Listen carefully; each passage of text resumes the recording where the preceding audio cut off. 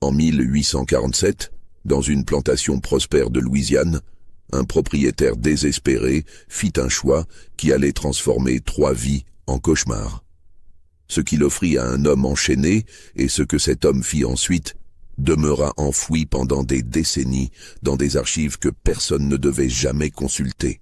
Avant de plonger dans cette histoire troublante, abonnez-vous à la chaîne et dites-nous en commentaire de quelle ville vous nous écoutez. Nous adorons savoir d'où viennent nos auditeurs à travers le monde francophone. Les brumes matinales du Mississippi enveloppaient les terres de la plantation Belle-Rive chaque aube de ce printemps torride de 1847. Située à quelques lieues au sud de Bâton Rouge, cette propriété s'étendait sur plus de 2000 arpents de terre fertile où le coton poussait en rang interminable sous le soleil implacable de Louisiane. La demeure principale, une construction à colonnes blanches typique de l'architecture créole, se dressait au sommet d'une légère élévation, dominant les champs et les quartiers des esclaves qui s'étalaient vers le fleuve. Henri Valcourt, le maître de Belle-Rive, avait hérité de cette plantation à la mort de son père en 1838.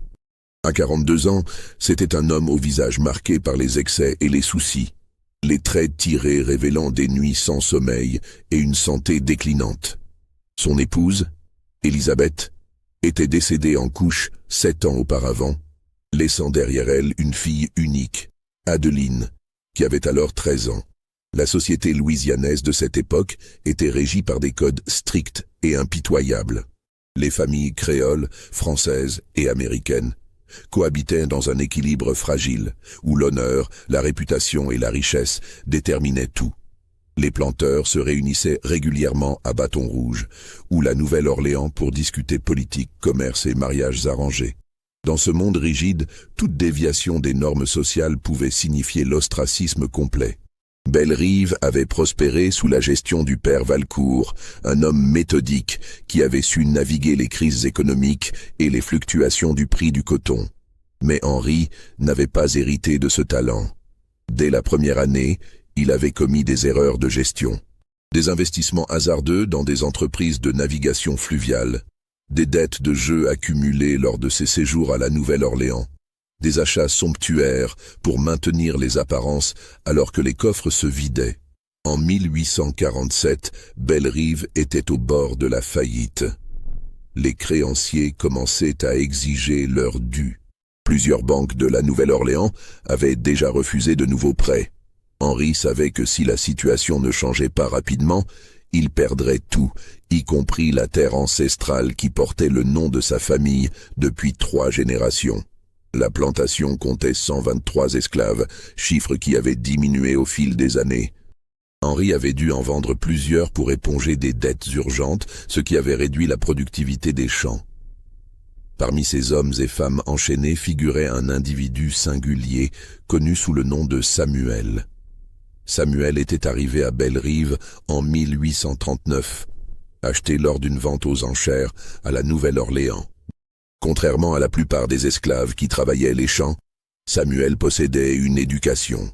Il savait lire, écrire et calculer, compétences rares et dangereuses pour un homme de sa condition. Le négociant qui l'avait vendu avait expliqué qu'il provenait d'une famille de commerçants de la côte occidentale africaine, capturés lors d'une razzia menée par des marchands européens. Son père avait été éduqué par des missionnaires portugais et lui avait transmis son savoir. Le père Valcourt, reconnaissant ses talents, avait employé Samuel comme comptable auxiliaire, l'autorisant à gérer certains registres de la plantation sous stricte supervision. Samuel vivait non pas dans les quartiers ordinaires des esclaves, mais dans une petite cabane près de la demeure principale, un privilège qui suscitait jalousie et méfiance parmi les autres travailleurs. Samuel était un homme de 35 ans, de taille moyenne, au regard perçant et à la démarche posée. Il parlait français avec un léger accent, témoignage de ses origines. Malgré sa condition, il maintenait une dignité qui troublait ceux qui le côtoyaient. Les autres esclaves le regardaient avec un mélange de respect et de crainte. Certains murmuraient qu'il connaissait des secrets, qu'il comprenait des choses que personne d'autre ne comprenait. Quant à Adeline Valcourt, elle était devenue à 20 ans une source de préoccupation majeure pour son père. Grande pour une femme de l'époque, avec une constitution robuste que la société jugeait disgracieuse, elle ne correspondait en rien au canon de beauté délicate prisé par les familles créoles. Mais son apparence physique n'était pas son seul défaut aux yeux du monde. Adeline possédait un esprit indépendant, une curiosité intellectuelle et une franchise qui heurtait les convenances. Elle lisait des livres que les jeunes femmes n'étaient pas censées lire, posait des questions embarrassantes lors des réceptions et refusait de se plier aux rituels de séduction attendus. Plusieurs tentatives de mariage avaient échoué. Les familles contactées par Henri avaient poliment décliné, invoquant des incompatibilités diverses. La vérité murmurée dans les salons était qu'Adeline effrayait les prétendants. À 20 ans, elle était considérée comme une vieille fille, un fardeau pour un père déjà accablé de dettes. Adeline passait ses journées enfermée dans la bibliothèque de Bellerive, entourée des livres que son grand-père avait accumulés. Elle évitait les rares visites sociales, préférant la solitude à l'hypocrisie des conventions. Sa relation avec son père était tendue. Henri la tenait pour responsable de son incapacité à former des alliances avantageuses par mariage. De son côté, Adeline méprisait la faiblesse de son père, ses échecs financiers et sa dépendance croissante à l'alcool. C'est dans ce contexte de tensions multiples que se produisit un événement qui allait déclencher la tragédie. Par une soirée étouffante de mai 1847, Henri Valcourt reçut la visite de 3 créanciers de la Nouvelle-Orléans. Ils arrivèrent dans une calèche noire, accompagnés d'un homme de loi. La réunion se déroula dans le bureau de la demeure principale, porte close. Les voix montèrent rapidement. On entendit Henri supplier, argumenter, promettre. Les créanciers demeurèrent inflexibles. Ils voulaient leur argent sous 30 jours, ou ils saisiraient Bellerive. Lorsque les visiteurs repartirent, Henri resta seul dans son bureau jusqu'à l'aube. Les domestiques qui passaient dans le couloir l'entendirent pleurer, puis jurer, puis marmonner des choses incompréhensibles. À un moment, on perçut le bruit du verre brisé. Au matin, le bureau était dévasté, des papiers jonchaient le sol, et Henri avait le regard d'un homme au bord du gouffre. Ce jour-là, il fit venir Samuel. La conversation dura des heures. Personne ne sut exactement ce qui fut dit. Mais lorsque Samuel ressortit du bureau, son visage était impénétrable. Il retourna à sa cabane sans dire un mot à quiconque. 2 jours plus tard, Henri convoqua sa fille. Ce qui se passa ensuite fut rapporté par la gouvernante de la maison, une femme mulâtre libre nommée Hortense, qui servait la famille depuis 20 ans. Hortense était dans le couloir lorsqu'elle entendit des éclats de voix provenant du salon principal. Adeline criait, chose rare pour une jeune femme éduquée dans le respect des convenances. Les mots n'étaient pas tous distincts, mais Hortense entendit clairement « Vous ne pouvez pas me demander ça », suivi de la voix grave et menaçante d'Henri. « Tu feras ce que je dis, ou tu seras déshérité et jeté à la rue sans un sou. » Le silence qui suivit fut plus terrifiant que les cris.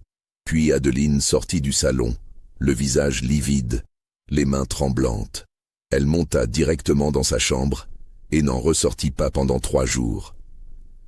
Les domestiques qui lui apportaient ses repas la trouvaient assise près de la fenêtre, le regard perdu vers les champs de coton, comme pétrifiée.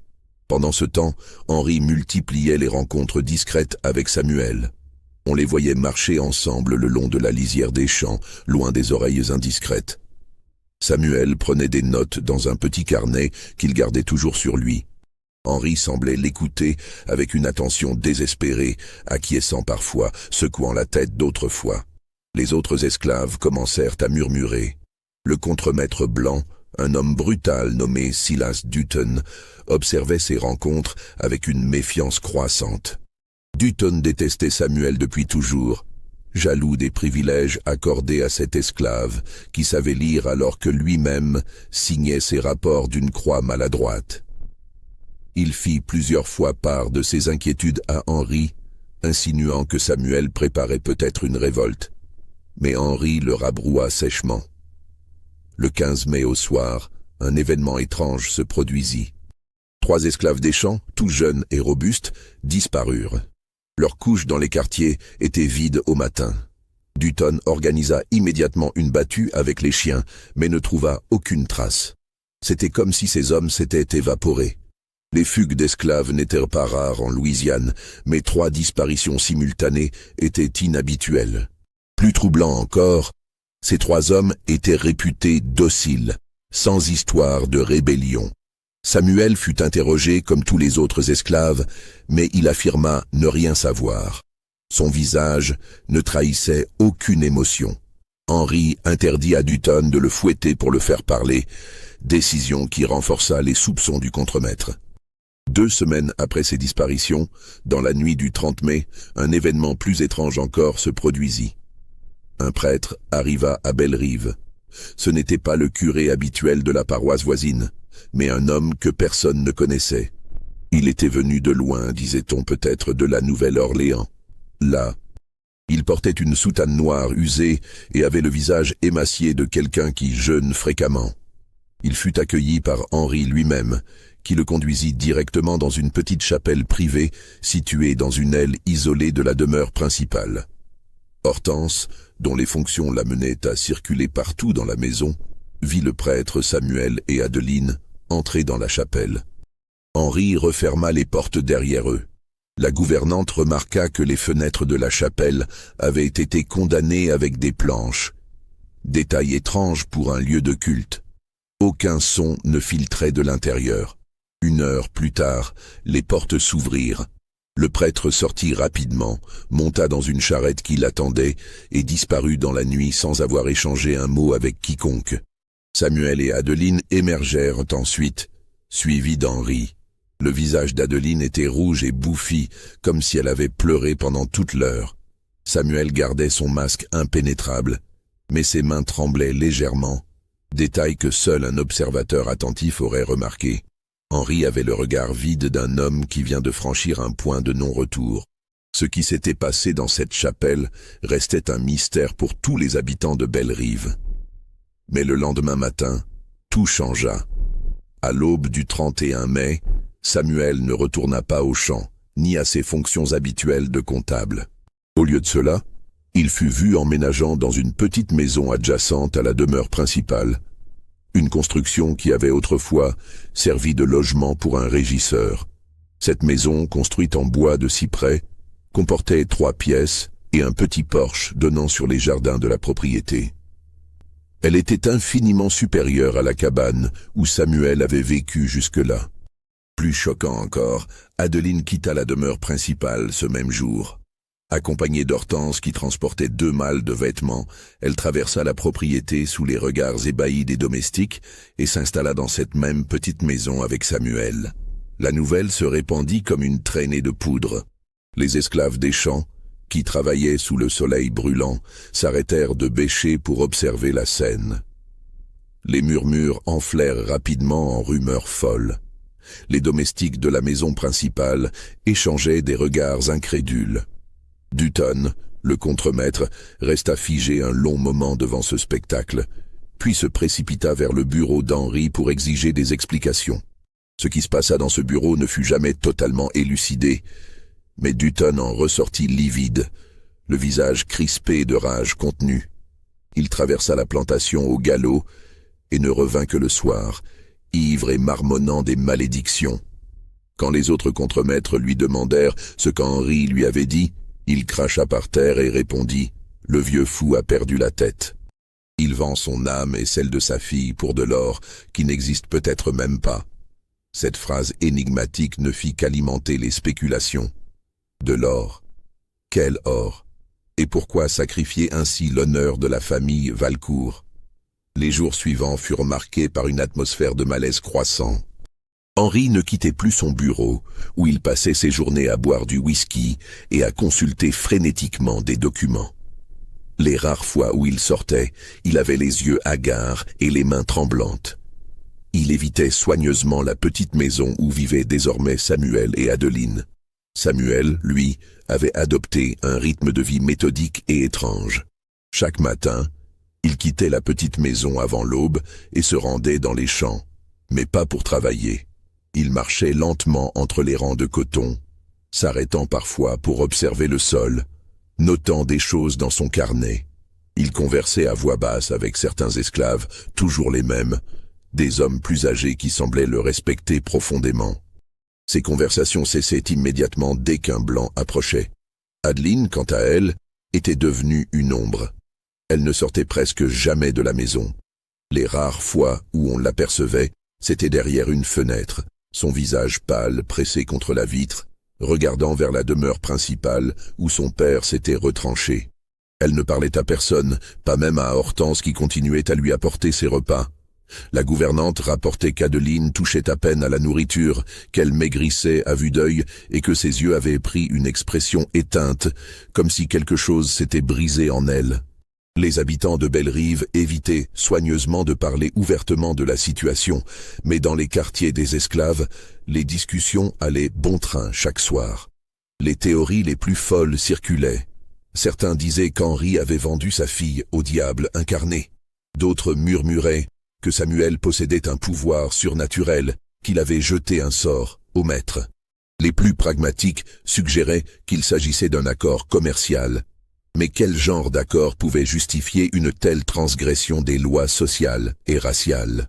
En Louisiane, en 1847, les relations entre blancs et noirs étaient strictement codifiées.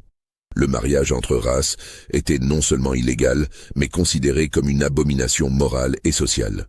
Même les unions informelles, bien que secrètement fréquentes, entre maîtres blancs et femmes esclaves, étaient officiellement condamnées. Mais qu'un père blanc de bonne famille force sa fille à vivre ouvertement avec un esclave noir dépassait l'entendement. C'était un scandale d'une ampleur inimaginable. Pourtant, curieusement, aucune autorité ne vint à Bellerive. Aucun shérif, aucun juge, aucun représentant de l'Église. La plantation semblait coupée du monde extérieur. Henri avait cessé d'aller à Bâton Rouge. Il n'assistait plus aux réunions des planteurs. Lorsque des visiteurs se présentaient à l'entrée de la propriété, ils étaient renvoyés par les gardes avec l'explication que M. Valcourt était souffrant et ne recevait personne. Cette isolation délibérée créait une bulle d'irréalité autour de Bellerive. À l'intérieur de cette bulle, les règles normales de la société semblaient suspendues. Quelque chose de profondément anormal était en train de se produire, mais personne ne pouvait ou ne voulait l'arrêter. 3 semaines après l'installation d'Adeline dans la petite maison, un nouvel incident vint troubler la plantation. 2 autres esclaves disparurent, cette fois des femmes. L'une était cuisinière, l'autre travaillait au champ. Encore une fois, aucune trace de fuite. Les chiens ne trouvèrent aucune piste. C'était comme si la terre les avait avalés. Dayton, de plus en plus paranoïaque, accusa ouvertement Samuel d'organiser une filière d'évasion. Il exigea qu'Henri autorise une fouille complète de la petite maison et un interrogatoire musclé. Henri refusa catégoriquement. Lors d'une confrontation violente dans la cour principale, devant une douzaine de témoins, Dayton hurla. « Cet esclave vous manipule, il fait disparaître vos nègres un par un et vous le laissez vivre avec votre fille comme s'il était votre gendre. Vous êtes devenu fou ou complice. » Henri, dans un accès de rage surprenant pour un homme si affaibli, gifla Dayton et le renvoya sur le champ. Le contremaître quitta Bellerive le jour même, jurant qu'il raconterait tout ce qu'il avait vu aux autorités. Mais curieusement, il ne le fit jamais. Ou du moins aucune enquête officielle ne fut jamais ouverte. Ce qui était encore plus étrange, c'est que quelques jours après le départ de Dayton, on retrouva son corps dans le fleuve, à plusieurs kilomètres en aval de la plantation. Le coroner local conclut à une noyade accidentelle, probablement causée par l'ivresse. Dayton était effectivement connu pour son intempérance. Mais le timing de cette mort alimenta les rumeurs les plus sombres à Bellerive. C'était à nos deux. Si cette histoire vous donne des frissons, n'hésitez pas à laisser un pouce en l'air et dites-nous en commentaire ce que vous pensez qu'il s'est réellement passé dans cette plantation. Vos théories nous passionnent toujours. Après la mort de Dayton, un silence de plomb s'abattit sur Bellerive. Henri cessa complètement d'apparaître. Il vivait reclus dans son bureau, ne communiquant avec l'extérieur que par de brèves notes griffonnées qu'il faisait porter par un domestique terrorisé. Ces notes concernaient invariablement les questions financières de la plantation, donnant des ordres pour vendre du bétail, du matériel agricole, tout ce qui pouvait être converti en espèces rapidement. Samuel, lui, était devenu de facto le gestionnaire de Bellerive. Sans que personne ne sache exactement comment cette transition s'était opérée, il donnait maintenant les ordres concernant les travaux des champs, la maintenance des bâtiments, l'organisation du travail. Les esclaves lui obéissaient sans protester, certains par respect, d'autres par peur. Les quelques contremaîtres blancs restants, désorientés et effrayés par ce qui était arrivé à Dutton, n'osaient pas le défier. Ce renversement de pouvoir était absolument extraordinaire. Dans le sud d'avant-guerre, la simple idée qu'un esclave puisse donner des ordres à des hommes blancs relevait de l'impensable. Pourtant, c'était exactement ce qui se produisait à Bellerive, sous le regard absent d'Henri qui semblait avoir abdiqué toute autorité. C'est durant cette période que Hortense, la gouvernante, commença à tenir un journal secret. Des fragments de ce journal furent découverts bien des années plus tard, cachés dans une double paroi d'une armoire de la demeure principale. Ces pages jaunies, partiellement rongées par l'humidité, offrent un témoignage glaçant des événements de cet été 1847. 15 juin. Adeline ne mange presque plus. J'ai apporté le plateau ce matin, elle n'y a pas touché. Ses yeux sont étranges maintenant, comme si elle regardait quelque chose que personne d'autre ne peut voir. Elle a dit une chose bizarre. « Hortense, mon père m'a vendu pour des squelettes dorés. » Je ne comprends pas ce qu'elle voulait dire. Samuel était dans la pièce voisine. J'entendais sa voix, mais je ne comprenais pas la langue qu'il parlait. Ce n'était ni français ni anglais. Quelque chose d'africain peut-être. 22 juin. Encore 2 ont disparu cette nuit. Un couple marié qui travaillait aux cuisines. Personne ne les a vus partir. Leurs affaires sont toujours dans leur cabane. Samuel a réuni tous les esclaves ce matin et leur a parlé longtemps dans cette langue que je ne comprends pas. Après, il semblait apaisé. Monsieur Henri n'a même pas demandé ce qui s'était passé. 30 juin. J'ai vu quelque chose cette nuit qui m'a glacé le sang. Je ne dormais pas, trop chaud, trop d'inquiétude. Par ma fenêtre, j'ai aperçu Samuel qui marchait vers les bois au bord de la propriété, portant un sac lourd sur l'épaule. Il était accompagné de 3 hommes. Ils portaient tous des pelles. Je les ai regardés disparaître entre les cyprès. Ils ne sont revenus qu'à l'aube, les mains sales de terre rouge. Que font-ils dans ces bois? 5 juillet. Adeline m'a parlé aujourd'hui. Elle m'a prise par le bras. Ses doigts étaient comme de la glace malgré la chaleur. Elle a dit, « Ils creusent des chemins vers la liberté, Hortense. Mais moi, je suis enterrée vivante. » Puis, elle s'est mise à pleurer sans bruit, des larmes qui coulaient sans sanglots. C'était terrible à voir. J'ai voulu la consoler, mais elle m'a repoussé. 15 juillet. Monsieur Henri est sorti de son bureau aujourd'hui. Il a marché jusqu'à la petite maison. J'étais dehors et je l'ai vu. Il avait l'air d'un fantôme, si maigre, si pâle. Il est resté devant la porte pendant longtemps sans frapper. Puis Samuel est sorti et ils ont parlé. Je ne pouvais pas entendre, mais je voyais le visage de Monsieur Henri. Il suppliait. Samuel restait immobile, sans expression. Finalement, Monsieur Henri a fait demi-tour et est retourné à son bureau. Ses épaules tremblaient. 25 juillet, le docteur Leblanc est venu de Bâton Rouge. Il a insisté pour voir Monsieur Henri, malgré les ordres de ne recevoir personne. Ils se sont enfermés dans le bureau pendant 1 heure. Quand le docteur est ressorti, il avait l'air très contrarié. J'ai entendu des bribes de conversation. Vous vous tuez à petit feu, votre foi, démence alcoolique. Le docteur a demandé à voir Adeline. On lui a dit qu'elle ne recevait pas. Il est parti en secouant la tête, murmurant que toute cette affaire finirait mal. 3 août. Quelque chose d'horrible. Une des jeunes servantes, Louise, 15 ans à peine, a raconté qu'elle avait vu un fantôme près des bois la nuit dernière. Quand je l'ai pressée de questions, Elle a admis que ce n'était pas vraiment un fantôme, mais un homme blanc qu'elle ne connaissait pas, très maigre, habillé de haillons, qui errait entre les arbres. Il l'a vu et a fait signe de se taire en portant un doigt à ses lèvres, puis il a disparu dans l'obscurité. J'ai rapporté cela à Samuel. Il a simplement dit « Elle a rêvé », mais son regard me disait qu'il savait exactement de quoi il s'agissait. Ces entrées de journal révèlent une situation qui se dégradait rapidement. La plantation Belle-Rive était devenue un lieu d'ombre et de secret, où la réalité elle-même semblait se distordre. Les disparitions d'esclaves se poursuivaient à un rythme régulier, environ 2 par semaine. En 3 mois, plus de 20 personnes avaient ainsi disparu sans laisser de traces. Pourtant, aucune alarme n'était donnée, aucune recherche organisée, comme si ces disparitions étaient attendues, peut-être même planifiées. La santé d'Henri continuait à se détériorer.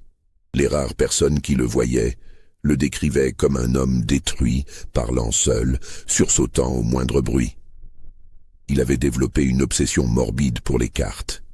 Son bureau était jonché de cartes de la Louisiane, du Mississippi, des territoires indiens de l'Ouest.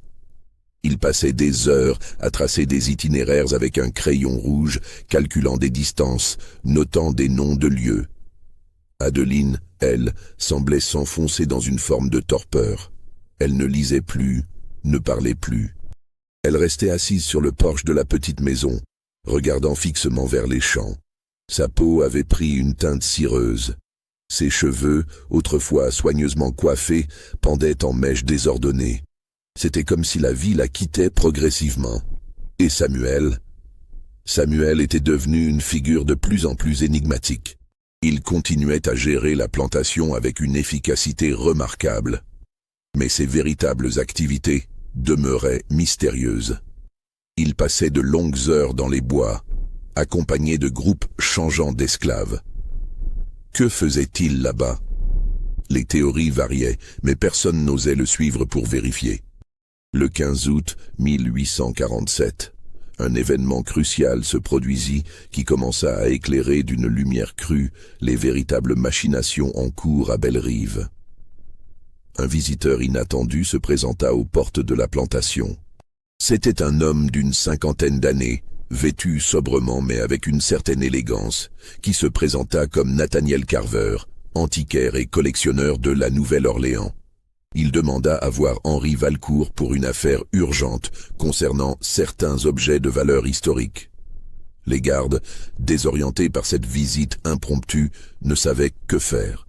Finalement, un message fut porté à Henri. Contre toute attente, celui-ci accepta de recevoir le visiteur. Carver fut escorté jusqu'au bureau où Henri était retranché depuis des mois. L'entrevue dura plus de 2 heures.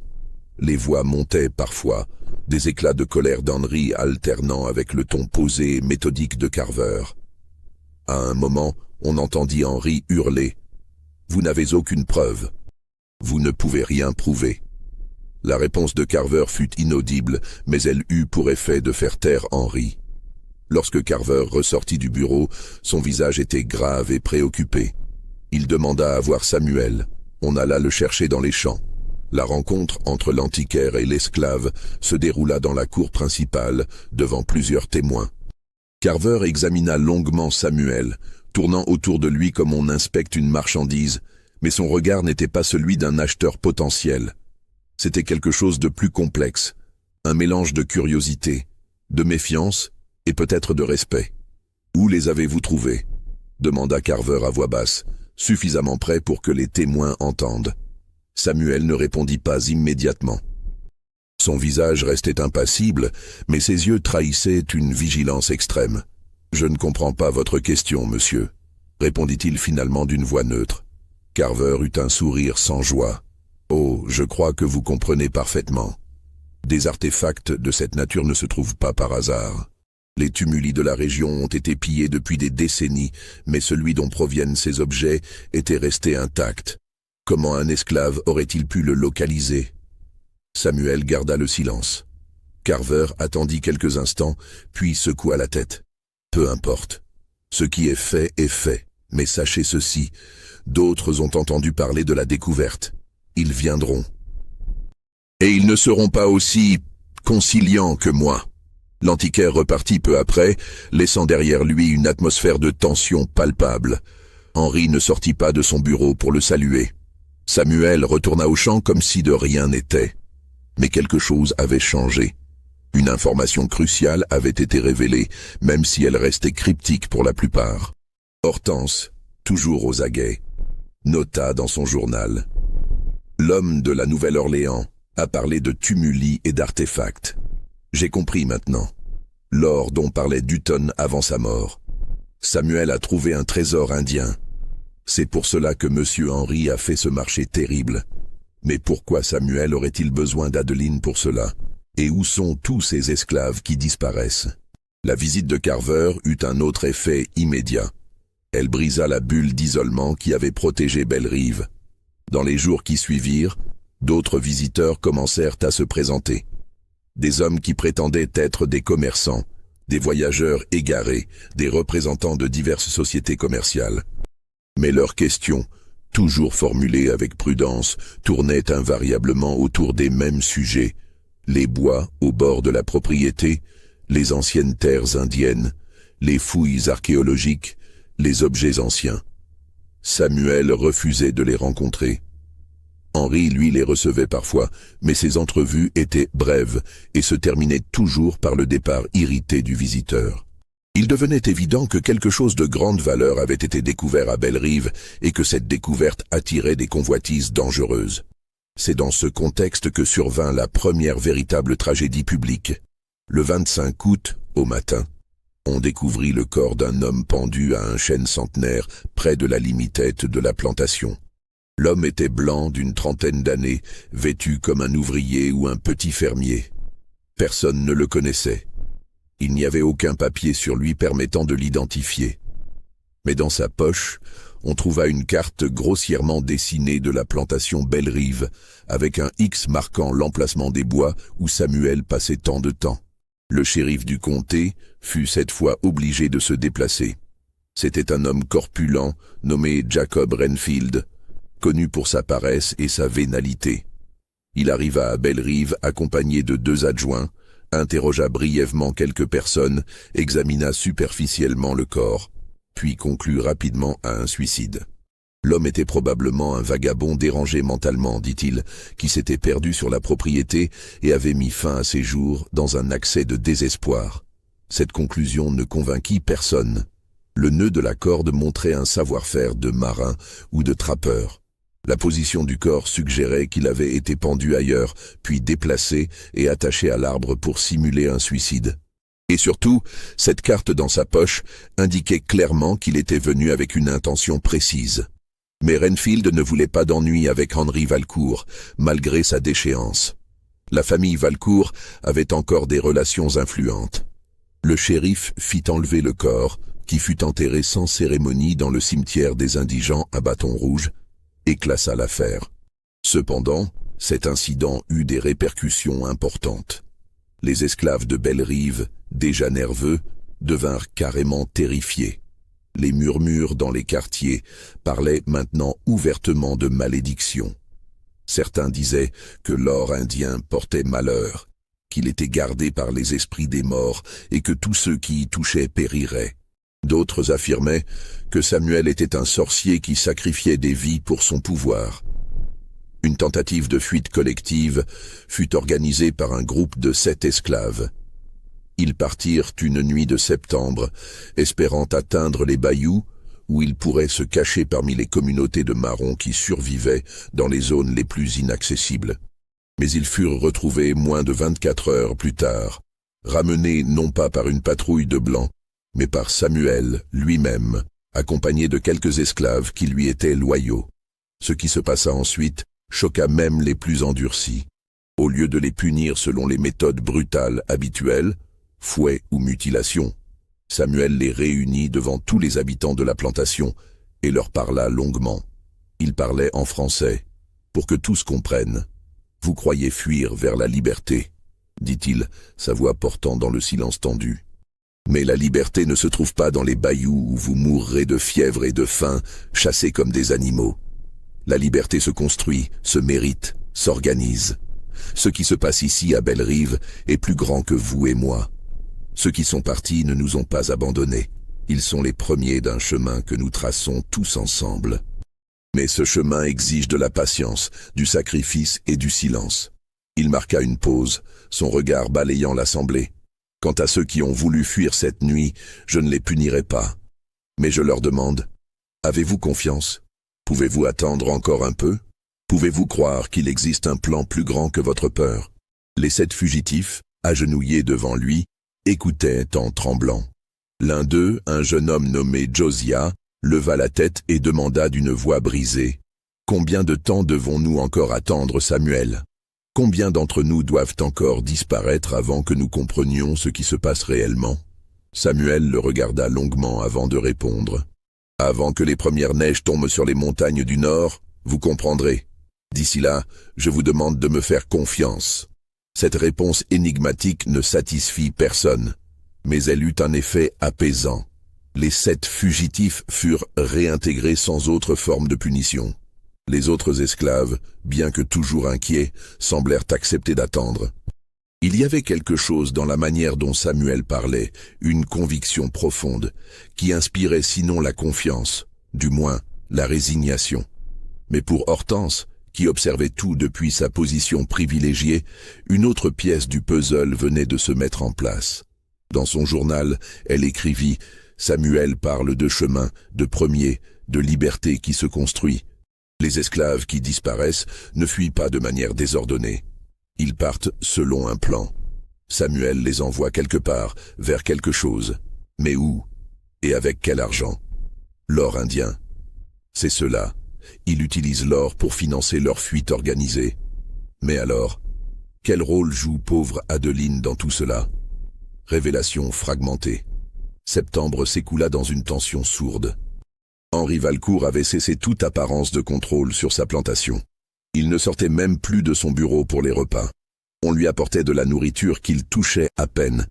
Mais le whisky disparaissait avec une régularité alarmante. Le docteur Leblanc était revenu 2 fois, pressé par des amis inquiets de la famille, mais Henri avait refusé de le voir. Les créanciers, curieusement, ne se manifestaient plus. Plusieurs paiements avaient été effectués, suffisants pour les maintenir à distance temporairement. D'où venait cet argent? Personne ne le savait avec certitude, mais les rumeurs parlaient de ventes discrètes d'objets de valeur. Peut-être ces fameux artefacts indiens dont Carver avait parlé. Adeline, elle, avait légèrement changé. Elle mangeait un peu plus, sortait parfois de la petite maison pour marcher dans les jardins. Mais son regard restait vide, son visage sans expression. Elle ressemblait à une somnambule, traversant un cauchemar éveillé. Les rares fois où quelqu'un osait lui adresser la parole, elle ne répondait que par monosyllabes, comme si les mots lui demandaient un effort surhumain. Samuel continuait ses allées et venues mystérieuses, mais une modification notable s'était produite dans son comportement. Il passait maintenant plusieurs heures par jour dans la petite maison avec Adeline, porte close. Que faisait-il? Hortense, qui avait tenté de les espionner, n'avait rien pu découvrir. Les fenêtres étaient couvertes de rideaux épais et aucun son ne filtrait. Le 10 septembre, un incident étrange ajouta une nouvelle couche de mystère. Un groupe de 3 hommes, manifestement des Indiens de tribus locales, arriva à Belle-Rive. Ils demandèrent à voir l'homme noir qui parle avec les ancêtres. Quand Samuel fut amené, une longue conversation se déroula dans une langue que personne d'autre ne comprenait. Les Indiens semblaient agités, parfois en colère, parfois respectueux. Samuel restait calme, répondant patiemment à leurs questions ou accusations. Finalement, un des Indiens, le plus âgé, pointa du doigt vers les bois et dit quelque chose qui ressemblait à une menace. Samuel secoua la tête et répondit longuement. Il sortit alors de sa poche un petit objet qu'il tendit à l'ancien.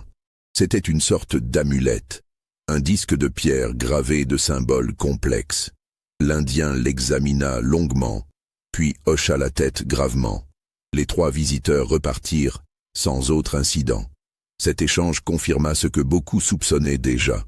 Samuel avait effectivement découvert et pillé un site funéraire indien. Mais au lieu de provoquer un conflit avec les tribus locales, il semblait avoir négocié une sorte de trêve ou de compréhension.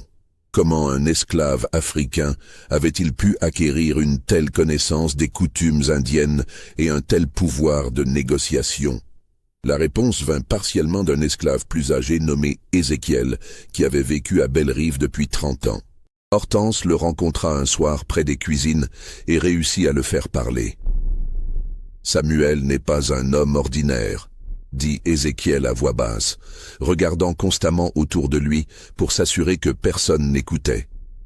Avant d'être capturé, il n'était pas un simple commerçant. Dans son pays, il était ce qu'on appelle un griot, un gardien de la mémoire et des secrets. Ces hommes-là connaissent les langues, les histoires, les chemins invisibles entre les peuples. Quand il est arrivé ici, il a écouté, appris, observé. Il a parlé avec les vieux esclaves qui avaient connu les Indiens avant que les Blancs ne les chassent. Il a appris leur langue, leurs croyances, leurs histoires. Mais pourquoi? Demanda Hortense. Pourquoi un esclave passerait-il tant de temps à apprendre ces choses? Ézéchiel sourit tristement. Parce qu'un homme qui connaît les secrets a du pouvoir. Samuel savait qu'un jour, il utiliserait ce savoir. Il a attendu des années, accumulant des informations, tissant des liens invisibles. Quand le vieux monsieur Valcourt est mort, et que le fils a commencé à ruiner la plantation, Samuel a vu son opportunité. L'or indien, les anciens tumuli, oui. Samuel savait où ils étaient. Les Indiens eux-mêmes avaient oublié certains sites, leurs tribus ayant été dispersées. Mais Samuel avait reconstitué les cartes à partir de récits et d'observations. Il a trouvé ce que personne n'avait trouvé, et il l'a utilisé pour négocier sa liberté, et celle de nombreux autres. Mais mademoiselle Adeline dans tout ça? Le visage d'Ézéchiel s'assombrit. Ça, je ne le comprends pas. Samuel est un homme juste, mais ce qu'il a accepté de faire, utiliser cette jeune femme comme monnaie d'échange, c'est une cruauté que je ne lui connaissais pas. À moins que quoi? À moins qu'il n'y ait quelque chose que nous ne voyons pas. Samuel ne fait jamais rien sans raison. Peut-être qu'Adeline n'est pas la victime que nous croyons. Peut-être qu'elle est autre chose. Cette conversation laissa Hortense profondément troublée. Elle commençait à entrevoir la complexité des événements en cours, mais de nombreuses zones d'ombre subsistaient. Quel était exactement le plan de Samuel? Où envoyait-il les esclaves qui disparaissaient? Et surtout, que se passait-il réellement entre lui et Adeline dans cette petite maison? La réponse à cette dernière question commença à émerger de la manière la plus inattendue. Le 22 septembre, Hortense dut apporter des provisions à la petite maison. Elle frappa à la porte comme d'habitude, s'attendant au silence habituel. Mais cette fois, Adeline elle-même ouvrit. Son apparence avait changé. Elle avait repris un peu de poids, ses cheveux étaient soigneusement coiffés, et ses yeux, bien que toujours tristes, avaient retrouvé une certaine vivacité. « Entrez, Hortense », dit-elle d'une voix claire. La gouvernante, surprise, entra avec son panier. L'intérieur de la maison était propre, ordonné, presque agréable. Sur une table étaient étalés des livres, des cartes, des documents couverts d'une écriture serrée. Samuel était assis près de la fenêtre, écrivant dans un registre. « Vous devez vous demander ce qui se passe ici », dit Adeline avec un sourire étrange. Hortense ne savait que répondre. Adeline s'approcha d'elle et prit ses mains. « Je vais vous le dire, parce que vous avez toujours été bonne avec moi, et parce que bientôt tout sera terminé. Mon père m'a vendu, c'est vrai, mais pas de la manière que vous imaginez. » Elle guida Hortense vers une chaise et s'assit en face d'elle. Samuel continuait d'écrire, ne participant pas à la conversation mais écoutant attentivement. Quand mon père a découvert que Samuel possédait une fortune, il a voulu s'en emparer, commença Adeline. Mais Samuel n'était pas stupide. Il savait qu'un esclave ne peut rien posséder légalement. Tout ce qu'il trouverait appartiendrait automatiquement à son maître.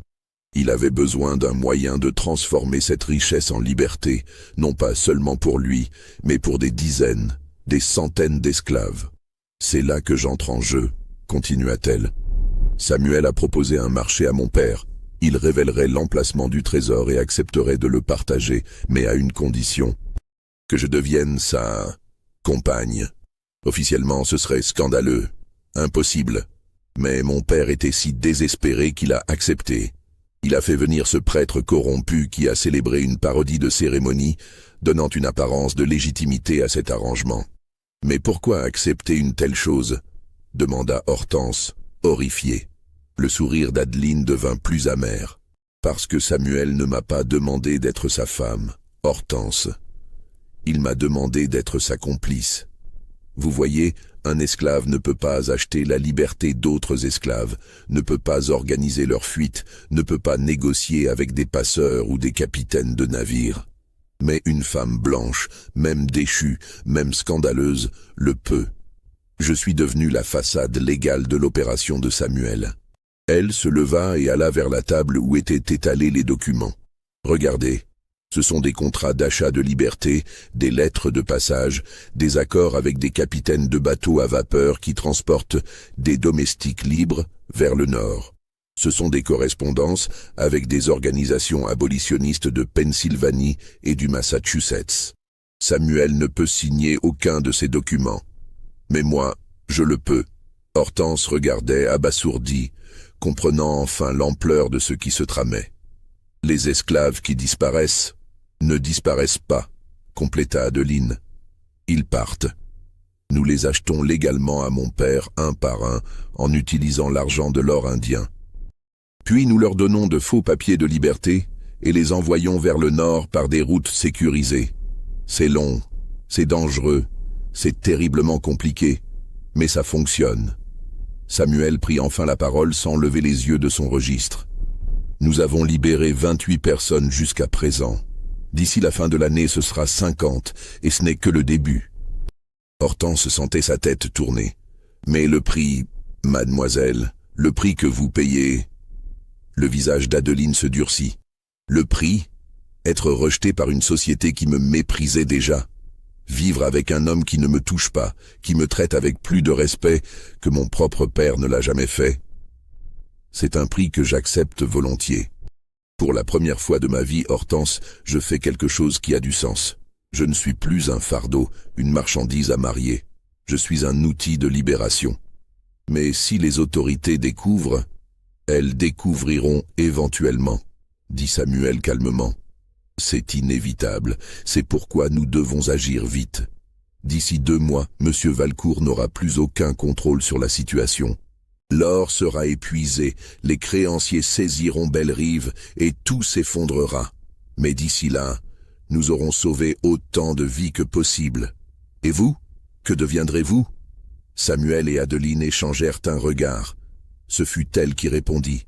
Nous partirons aussi, bien sûr, vers le nord, puis peut-être vers le Canada ou même l'Europe. Nous avons des contacts, des gens qui nous aideront. Samuel a déjà envoyé une partie de l'or en lieu sûr. Hortense restait sans voix. L'audace du plan, sa complexité, son ambition dépassaient tout ce qu'elle aurait pu imaginer. Mais une question la taraudait encore. Et Monsieur Henry, il sait tout ça? Le visage d'Adeline se ferma complètement. Mon père sait qu'il reçoit de l'argent en échange de papiers qu'il signe sans les lire. Il sait qu'il peut continuer à boire et à jouer tant que je joue mon rôle dans cette mascarade. Au-delà de ça, il ne veut pas savoir. La lâcheté et l'avarice ont fait de lui un outil aveugle de notre plan. Il y a autre chose que vous devez savoir, ajouta Samuel, après un silence. Nous vous faisons confiance, Hortense, parce que nous n'avons pas le choix. Mais sachez que si vous révélez ce que vous venez d'entendre, vous ne détruirez pas seulement nos vies. Vous condamnerez les 50 personnes que nous prévoyons encore de libérer. Vous anéantirez un réseau qui s'étend maintenant à 3 États. Et vous assurerez que tout cela n'aura servi à rien. Ce n'était pas une menace directe, mais le message était clair. Hortense hocha lentement la tête. Je ne dirai rien, mais vous devez comprendre. Il y a des choses que je ne peux pas contrôler. Les visiteurs qui viennent de plus en plus souvent, les rumeurs qui se répandent, cette mort dans les bois. Tout cela attire l'attention. Nous le savons, dit Adeline. C'est pourquoi nous accélérons notre calendrier. D'ici novembre, tout sera terminé, d'une manière ou d'une autre. Octobre arriva avec ses premières fraîcheurs, et avec elle, une accélération des événements qui allait mener à la catastrophe finale. Le 5 octobre, 2 agents fédéraux arrivèrent à Belle-Rive. Ils n'étaient pas des hommes du Sud, mais des nordistes, envoyés suite à des rapports troublants concernant des irrégularités dans l'achat et la vente d'esclaves. Quelqu'un, quelque part, avait fait le lien entre les disparitions à Belle-Rive et l'apparition soudaine de Noirs libres dans certaines villes du Nord. Les agents s'appelaient Thomas Aldridge et William Foster. C'étaient des hommes méticuleux, incorruptibles, animés par une conviction profonde dans la légalité et l'ordre. Ils exigèrent de voir tous les registres de la plantation, tous les documents concernant l'achat, la vente ou la libération d'esclaves au cours des 6 derniers mois. Henri Valcourt, confronté à des autorités fédérales qu'il ne pouvait pas soudoyer ou éluder, s'effondra complètement. Il leur donna accès à tout, trop ivre et trop brisé pour même tenter de résister. Les agents s'installèrent dans un bureau et commencèrent un travail d'investigation minutieux. Samuel et Adeline surent immédiatement que la fin était proche. Ils accélérèrent frénétiquement leurs préparatifs. Cette nuit-là, 12 esclaves supplémentaires quittèrent Belle-Rive, guidés vers un point de rendez-vous où un bateau les attendait. C'était un risque énorme de déplacer autant de personnes à la fois, mais il n'y avait plus le choix. Le lendemain, Aldridge et Foster découvrirent les premières incohérences dans les registres. Des esclaves répertoriés comme vendus à des acheteurs de Géorgie ou d'Alabama n'avaient laissé aucune trace documentaire de leur arrivée à destination. Des sommes d'argent importantes apparaissaient dans les comptes de la plantation sans origine claire. Et surtout, la signature d'Adeline Valcourt apparaissait sur de nombreux documents, chose hautement inhabituelle pour une jeune femme célibataire. Les agents demandèrent à interroger Adeline. Elle accepta, calme et préparée. L'interrogatoire dura 3 heures. Adeline joua son rôle à la perfection. Celle d'une fille dévouée aidant un père malade à gérer ses affaires, ne comprenant pas grand-chose aux complexités commerciales, signant simplement ce qu'on lui demandait de signer. Elle montra une innocence si convaincante qu'Aldridge et Foster la crurent, ou du moins n'eurent pas de preuves suffisantes pour l'accuser de complicité criminelle. Mais ils avaient encore Samuel à interroger. Ce fut là que la situation bascula définitivement. Samuel fut amené devant les 2 agents le 8 octobre. Dès les premières minutes, il devint clair que Foster, le plus jeune des 2, avait des préjugés violents. Pour lui, l'idée même qu'un esclave puisse avoir orchestré quelque chose d'aussi complexe était inconcevable. Il accusa Samuel d'être manipulé par des abolitionnistes blancs, peut-être même Adeline elle-même, et exigea qu'il révèle les noms de ses complices. Samuel resta silencieux, ce qui enragea Foster davantage. L'interrogatoire dégénéra rapidement. Foster frappa Samuel, exigeant des réponses. Aldridge, mal à l'aise, tenta de calmer son collègue, mais sans grande conviction. Les méthodes brutales contre les esclaves étaient tellement normalisées que même un nordiste libéral ne les considérait pas vraiment comme des crimes. C'est alors qu'Adeline fit irruption dans la pièce, accompagnée d'Hortense, qui avait couru la chercher en entendant les cris. Le spectacle qu'elle découvrit la glaça d'horreur. Samuel était à genoux, le visage ensanglanté, et Foster levait son bras pour frapper à nouveau. « Arrêtez immédiatement !» hurla Adeline avec une autorité qui stoppa net le geste de Foster. Elle s'avança dans la pièce, tremblante de rage contenue. « Cet homme est sous ma protection. Si vous avez des questions, posez-les-moi. Je suis celle qui a signé tous ces documents. Samuel n'a fait qu'obéir à mes ordres. » Foster la regarda avec un mélange de mépris et d'incrédulité. « Madame, vous ne comprenez manifestement pas la gravité de la situation. Cet esclave est impliqué dans ce qui semble être un réseau organisé de... »« De quoi ?» l'interrompit Adeline. « D'aide à des êtres humains à échapper à l'esclavage? C'est ça que vous allez dire? Parce que si c'est le cas, alors oui, je suis coupable. Moi, pas lui, moi. » Le silence qui suivit était épais comme du plomb. Aldridge et Foster échangèrent des regards, comprenant qu'ils venaient d'obtenir une confession, mais une confession qui compliquait terriblement la situation.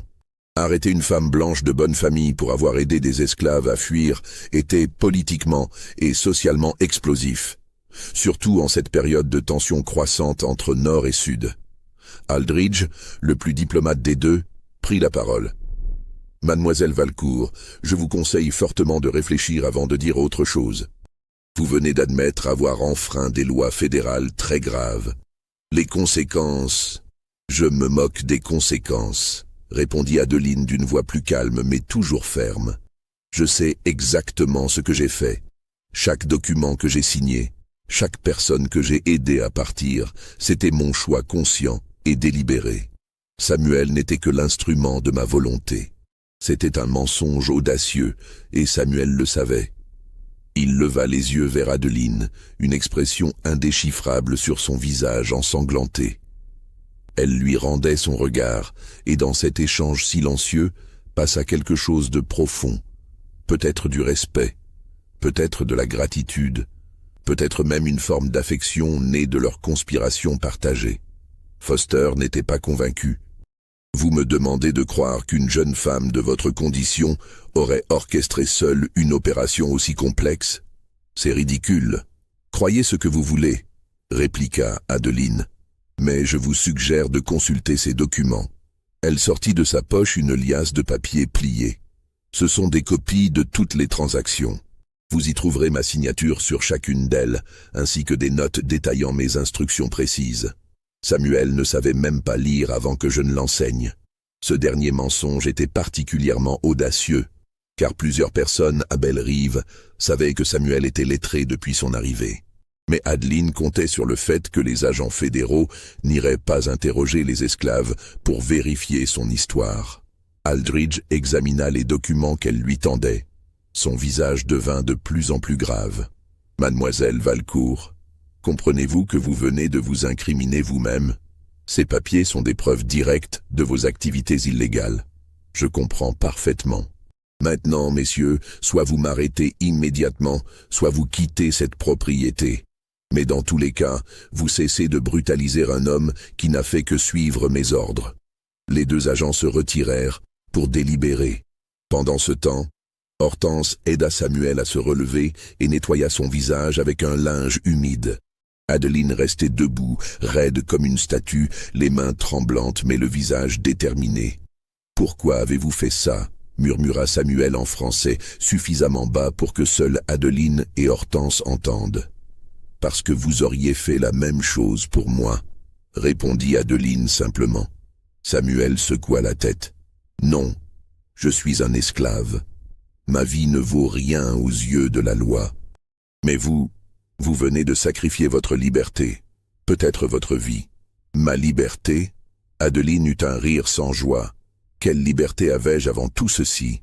Celle d'être une curiosité sociale, une vieille fille méprisée, un fardeau pour mon père. Non, Samuel. Pour la première fois de ma vie, j'ai été libre, vraiment libre.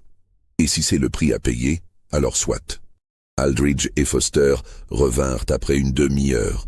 Leur décision était prise. Ils arrêtaient Adeline Valcourt pour violation du Fugitive Slave Act et d'autres lois fédérales relatives à l'esclavage. Elle serait conduite à Bâton Rouge pour y être jugée. Samuel, en tant qu'esclave ayant agi sous les ordres de sa maîtresse, ne serait pas poursuivi pénalement, mais il serait confisqué comme propriété fédérale en attendant la résolution de l'affaire. Henri Valcourt, trop malade et manifestement incompétent, serait convoqué comme témoin, mais pas inculpé directement. La plantation Belle-Rive serait placée sous séquestre jusqu'à nouvel ordre. Lorsque les agents annoncèrent ces décisions, quelque chose d'inattendu se produisit. Samuel se leva, malgré la douleur de ses blessures, et s'adressa directement à Aldridge. « Monsieur l'agent, avec tout le respect que je vous dois, Mademoiselle Valcourt ment pour me protéger. La vérité est que j'ai manipulé son innocence et sa bonté. J'ai profité de sa position sociale pour réaliser mes propres plans. Elle n'est qu'une victime de ma ruse. » Adeline voulut protester, mais Samuel leva la main pour la faire taire. « S'il vous plaît, mademoiselle, assez de mensonges. Ces hommes ne sont pas stupides. » Aldridge observait cette scène avec fascination. Ainsi vous revendiquez la responsabilité entière et totale, confirma Samuel. Vous comprenez que cela signifie la mort. Un esclave qui organise des évasions est toujours pendu comme exemple pour les autres. Je comprends. Foster ricana. Maintenant, ça devient plus logique. L'esclave rusé qui joue avec les sentiments d'une femme naïve. C'est une histoire que je peux croire. Mais Aldridge n'était pas convaincu. Il regarda tour à tour Samuel et Adeline, voyant clairement que chacun essayait de prendre le blâme pour protéger l'autre. C'était une situation sans précédent dans son expérience. « Je pense, dit-il lentement, que la vérité se trouve quelque part entre vos deux versions. Mais peu importe finalement. Vous êtes tous les deux coupables selon la loi. Mademoiselle Valcourt, vous serez arrêtée. Samuel, vous serez confisqué. L'affaire sera jugée à bâton rouge dans les prochaines semaines. » Ils partirent de Belle-Rive le lendemain matin. Adeline fut placée dans une voiture fermée, traitée avec la déférence minimale due à son statut social malgré ses crimes. Samuel fut enchaîné et attaché à l'arrière d'un chariot. En quittant la plantation, Adeline regarda une dernière fois par la fenêtre de sa voiture et vit les esclaves rassemblés au bord du chemin. Leurs visages exprimaient un mélange de tristesse, de peur et quelque chose qui ressemblait à de la gratitude. Hortense était parmi eux, les larmes coulant librement sur son visage. Elle leva la main en signe d'adieu, et Adeline lui rendit son geste avant que la voiture ne disparaisse dans un nuage de poussière. Le procès d'Adeline Valcourt et de Samuel commença le 28 octobre 1847 au tribunal fédéral de Bâton Rouge. C'était un événement sans précédent qui attira une attention considérable. Les journaux de la Nouvelle-Orléans envoyèrent des correspondants. Des abolitionnistes du Nord tentèrent d'assister aux audiences, mais furent refoulés. La salle était bondée de planteurs curieux, d'hommes de loi, de politiciens et de simples citoyens attirés par le scandale. Le juge était un homme du Sud nommé Théodore Beauregard, connu pour ses positions conservatrices sur la question de l'esclavage. Le procureur fédéral, Marcus Henshaw, était un nordiste ambitieux qui voyait dans cette affaire une opportunité de se faire un nom. La défense d'Adeline fut assurée par un avocat de la Nouvelle-Orléans, Armand Dufresne, engagé par des parents éloignés de la famille Valcourt qui espéraient limiter le scandale. Samuel, en tant qu'esclave, n'avait droit à aucune représentation légale propre. Dès le premier jour, le procureur Henshaw établit les faits de base. Entre mai et octobre 1847, 38 esclaves avaient disparu de la plantation Belle-Rive. Des documents prouvaient que des sommes importantes avaient été utilisées pour acheter les libertés de ces esclaves, souvent sous de faux prétextes. Des lettres de passage avaient été établies avec de fausses identités. Un réseau de complices dans plusieurs États avait facilité le transit de ces fugitifs vers le nord. La question centrale était: qui avait orchestré tout cela? Henshaw présenta Samuel comme le cerveau criminel, un esclave exceptionnellement intelligent et rusé qui avait manipulé une jeune femme impressionnable pour servir ses desseins. Il décrivit comment Samuel avait découvert un trésor indien, l'avait caché, puis avait négocié avec Henri Valcourt un arrangement corrompu impliquant sa fille. Selon cette version, Adeline était une victime, une jeune femme isolée et vulnérable qui avait été exploitée par un prédateur habile. L'avocat de la défense, Dufresne, adopta une stratégie différente.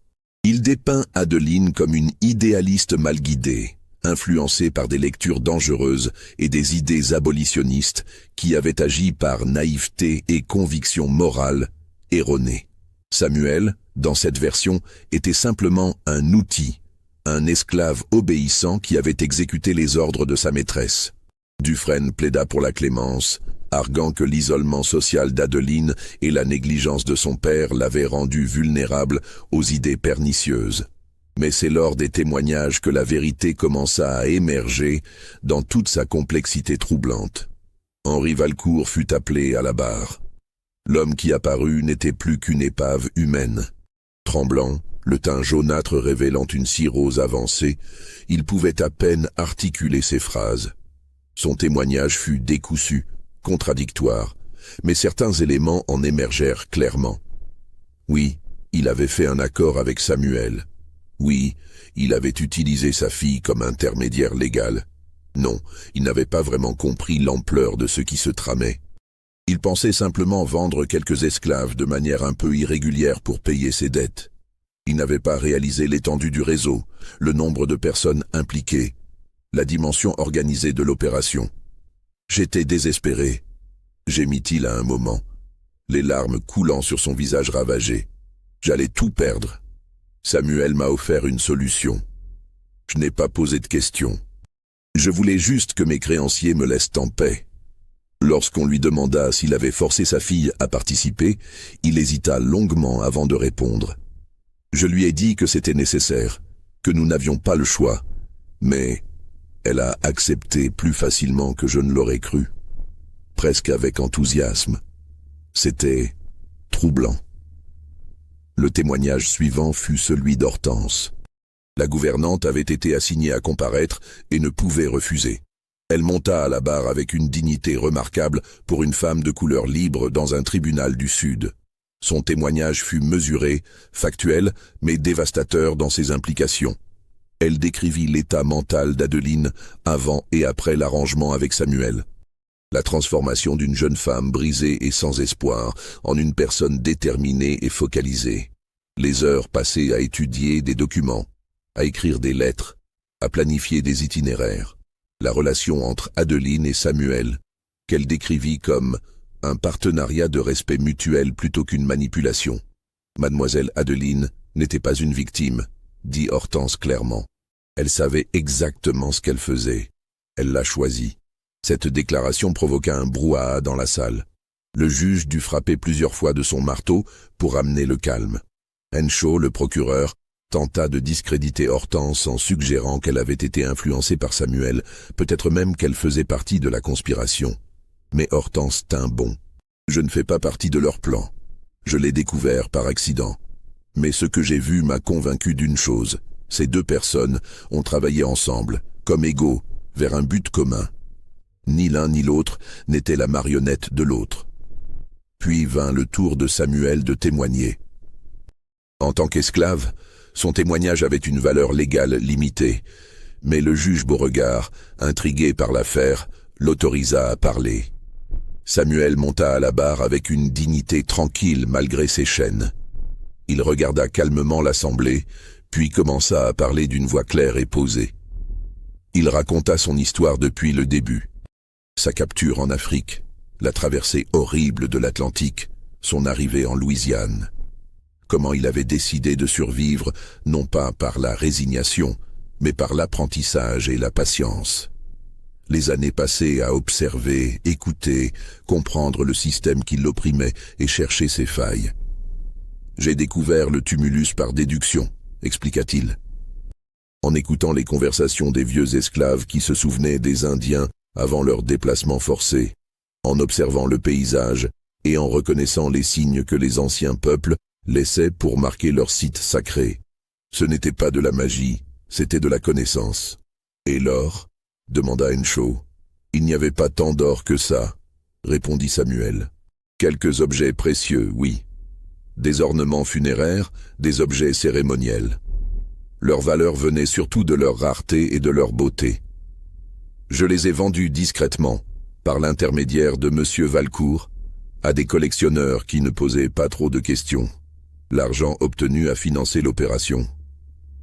Une opération que vous avez conçue seul ? Samuel hésita, puis secoua la tête. Non, j'avais une vision, un objectif, mais je ne pouvais pas l'accomplir seul. J'avais besoin d'une complice qui soit libre, blanche, capable de signer des documents légaux. Quand M. Valcourt m'a approché dans son désespoir, j'ai vu une opportunité. Vous avez donc exploité sa vulnérabilité et celle de sa fille pour vos propres fins. J'ai proposé un échange, corrigea Samuel. Je sauvais M. Valcourt de la ruine financière. En retour, j'obtenais les moyens de libérer des dizaines de personnes de l'esclavage. Quant à mademoiselle Adeline, il s'arrêta, cherchant ses mots. Je lui ai offert un choix. Elle pouvait refuser. Son père l'aurait peut-être déshérité, mais elle aurait pu partir, trouver refuge chez des parents. Elle ne l'a pas fait. Elle a choisi de participer, pleinement consciente des risques et des conséquences. Pourquoi aurait-elle fait un tel choix ? Demanda Dufresne, l'avocat de la défense. Samuel regarda directement Adeline, assise au banc des accusés, parce qu'elle aussi était une prisonnière, pas enchaînée par des fers, mais par les conventions, les attentes, le mépris de sa société. Je lui ai offert une évasion différente, une chance de faire quelque chose de significatif, de défier un système qui nous opprimait tous les deux de manière différente.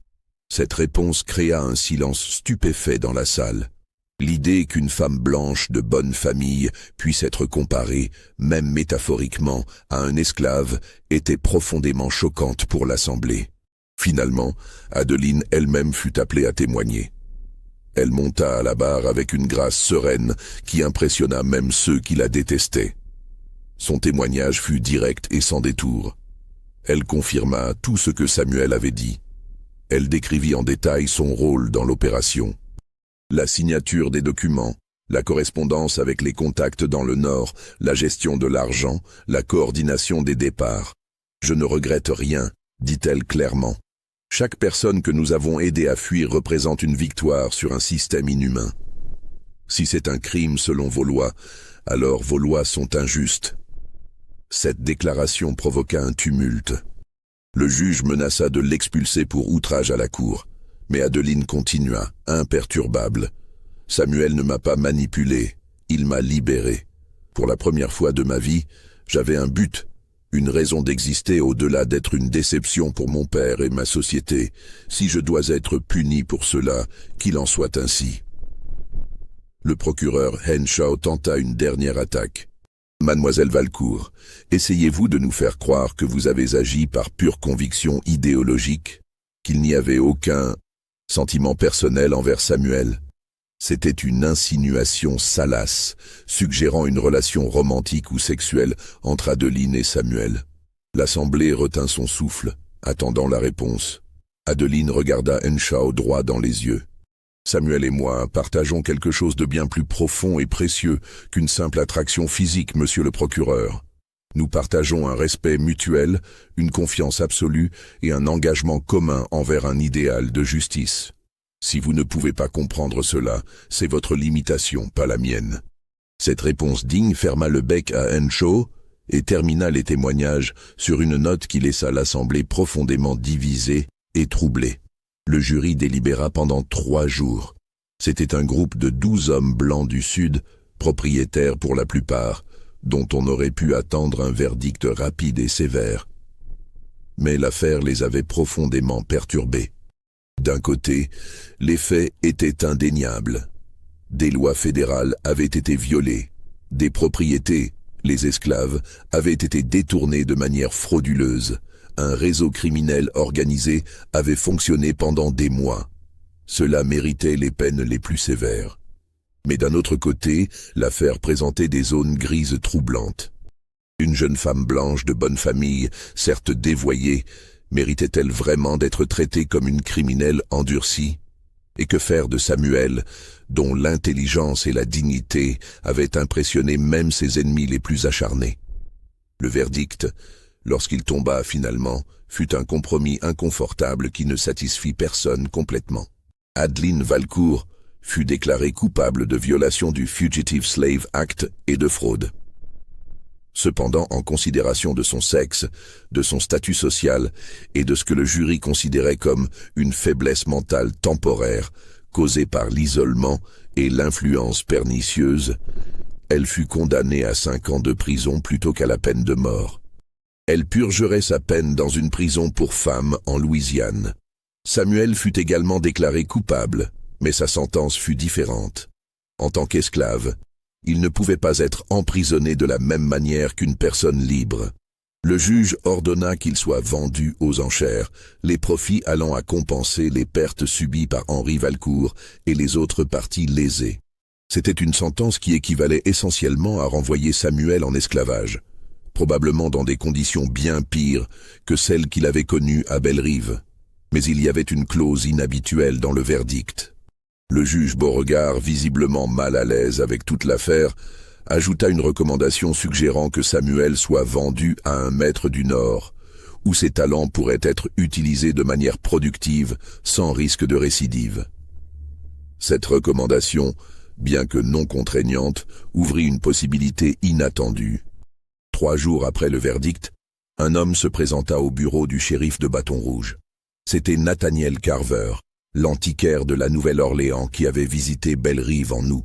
Il venait faire une offre d'achat pour Samuel. « Je cherche un assistant pour mon commerce », expliqua-t-il au shérif. « Quelqu'un qui comprend les artefacts anciens, qui sait lire et écrire. Cet esclave possède ses compétences. Je suis prêt à payer un prix généreux. » Le shérif, soulagé d'avoir une solution simple, accepta rapidement. Samuel fut vendu à Carver pour une somme substantielle qui fut divisée entre les créanciers d'Henri Valcourt. Mais ce que personne ne savait, sauf peut-être les parties directement impliquées, c'est que Carver n'était pas simplement un antiquaire. Il était aussi un sympathisant abolitionniste discret, un membre d'un réseau clandestin qui aidait les esclaves à atteindre la liberté. Son achat de Samuel était en réalité une opération de sauvetage. Adeline fut transférée à la prison pour femmes de la Nouvelle-Orléans le 15 novembre 1847. C'était un établissement austère, mais relativement humain comparé aux prisons pour hommes de l'époque. Elle y partagerait une cellule avec d'autres femmes condamnées pour divers crimes. Avant son départ de Bâton Rouge, on lui permit une dernière entrevue avec Samuel, surveillé par des gardiens.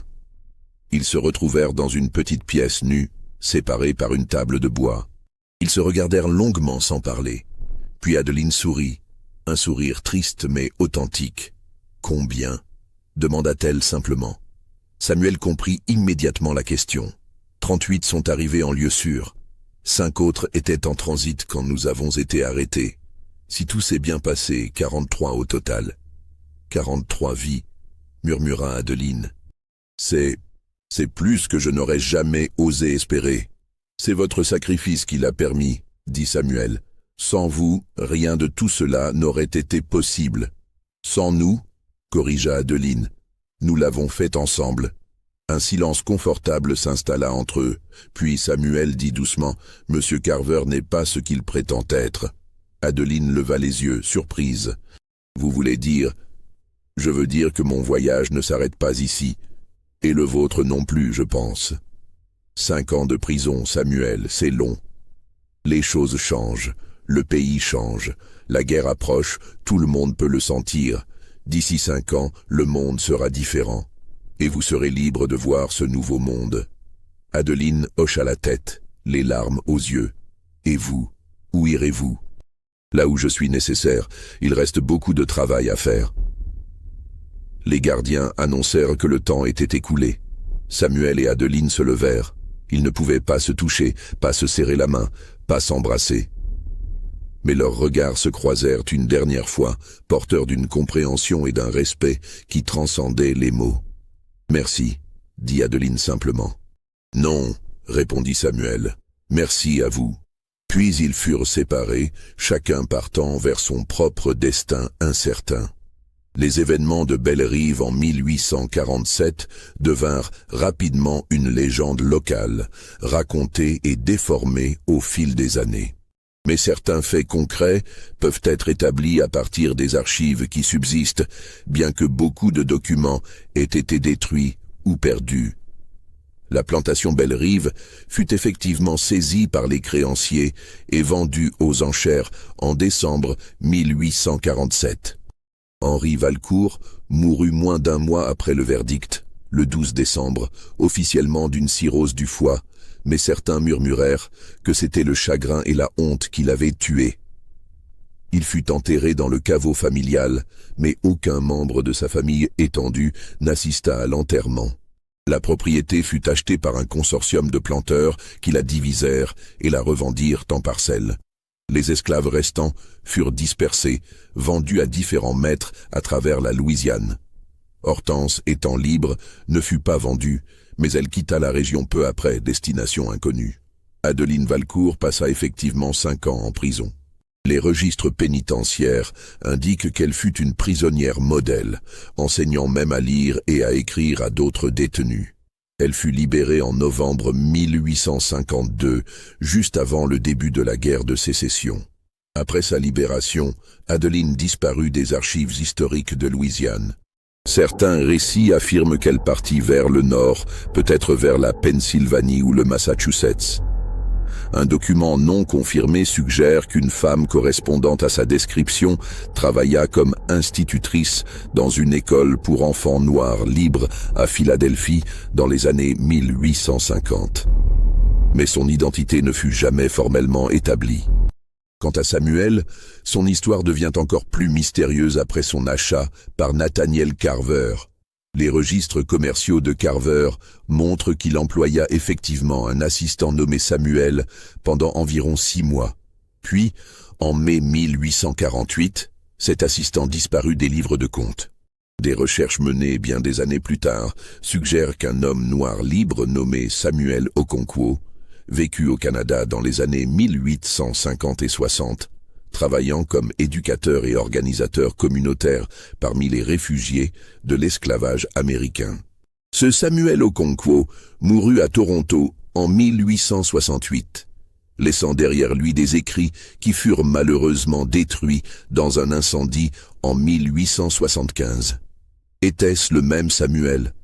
Impossible à confirmer avec certitude, mais les similitudes sont troublantes.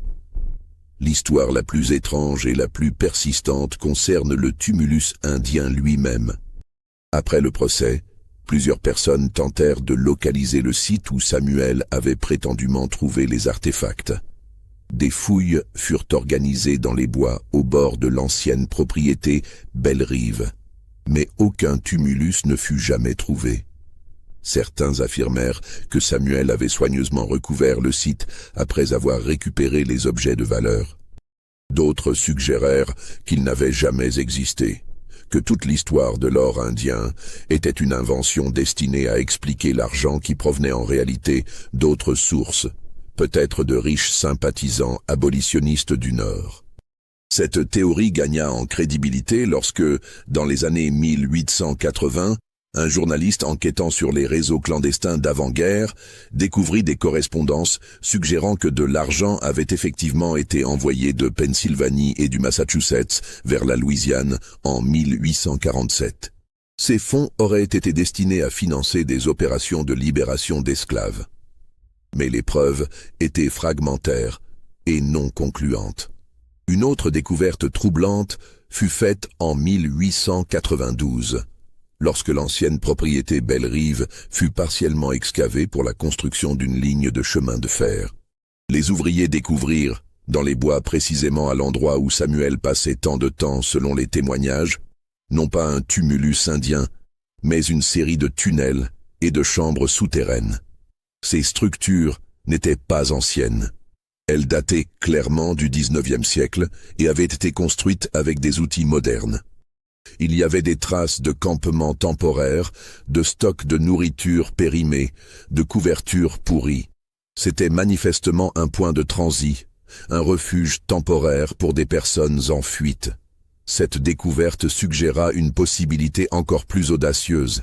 Et si Samuel avait non seulement organisé l'évasion des esclaves de Belle-Rive, mais aussi créé une station du réseau clandestin Underground Railroad directement sur la propriété, sous le nez d'Henri Valcourt. Les disparitions régulières d'esclaves n'auraient alors pas été des départs immédiats vers le nord, mais des regroupements dans ces tunnels en attendant le moment propice pour partir en plus grand nombre. Cette théorie expliquerait pourquoi les chiens ne trouvaient jamais de piste, pourquoi aucun esclave fugitif de Belle-Rive ne fut jamais capturé dans les environs immédiats, et pourquoi Samuel passait tant de temps dans ces bois avec des groupes changeants de travailleurs. Il ne creusait pas pour trouver de l'or. Il construisait un chemin vers la liberté. Mais alors d'où venait l'argent qui avait financé toute l'opération? Le mystère des artefacts indiens ne fut jamais résolu de manière satisfaisante. Certains objets correspondant à la description donnée lors du procès apparurent effectivement sur le marché des antiquités entre 1847 et 1850, vendus par divers intermédiaires. Leur provenance exacte restait floue, mais leur authenticité ne faisait aucun doute. Il est possible, probable même, que Samuel ait effectivement découvert un site funéraire indien et l'ait utilisé comme source initiale de financement, tout en recevant également des fonds d'abolitionnistes du Nord. Les deux sources n'étaient pas mutuellement exclusives. Cette combinaison aurait fourni les ressources nécessaires pour mener une opération de l'ampleur de celle qui fut dévoilée lors du procès. L'un des aspects les plus troublants et jamais complètement élucidés de toute l'affaire concerne le sort exact des 38 esclaves qui disparurent de Belle-Rive. Samuel affirma lors du procès que 43 personnes avaient atteint un lieu sûr. Mais il ne précisa jamais où se trouvait ce lieu, ni ce qu'il était advenu de ces individus. Des recherches menées au XXe siècle par des historiens spécialisés dans l'Underground Railroad ont tenté de retracer ces destins. Quelques pistes ont émergé, mais rien de définitif. Dans les registres d'églises et de communautés noires du Canada, de Pennsylvanie, du Massachusetts et même de certaines régions du Michigan, on trouve des mentions de nouveaux arrivants en provenance de Louisiane dans les années 1847 et 1848. Certains noms correspondent vaguement aux prénoms d'esclaves de Belle-Rive, mais les correspondances ne sont jamais parfaites. Les noms de famille, que les esclaves n'avaient pas officiellement, varient considérablement, ce qui rend l'identification certaine impossible. Une histoire particulièrement intrigante concerne un groupe de 7 personnes, 3 hommes, 2 femmes et 2 enfants, qui arrivèrent dans une petite communauté Quaker de Pennsylvanie en juillet 1847.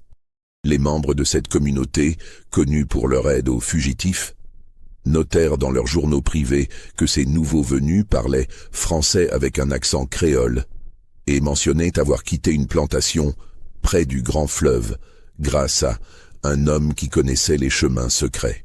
Ces 7 personnes s'établirent dans la région, adoptèrent de nouveaux noms et vécurent comme agriculteurs libres. Leurs descendants, contactés dans les années 1980, confirmèrent que la tradition familiale parlait d'une évasion spectaculaire de Louisiane, organisée par un homme noir très intelligent et une dame blanche courageuse. Mais les détails précis s'étaient perdus au fil des générations. D'autres histoires similaires émergèrent de diverses communautés du Nord. Prises individuellement, elles ne prouvent rien, mais leur accumulation suggère fortement qu'au moins une partie des disparus de Belle-Rive atteignirent effectivement la liberté et réussirent à construire de nouvelles vies.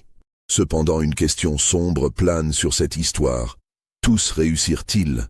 Les 43 mentionnés par Samuel représentent-ils la totalité ou seulement ceux qui survécurent au voyage dangereux?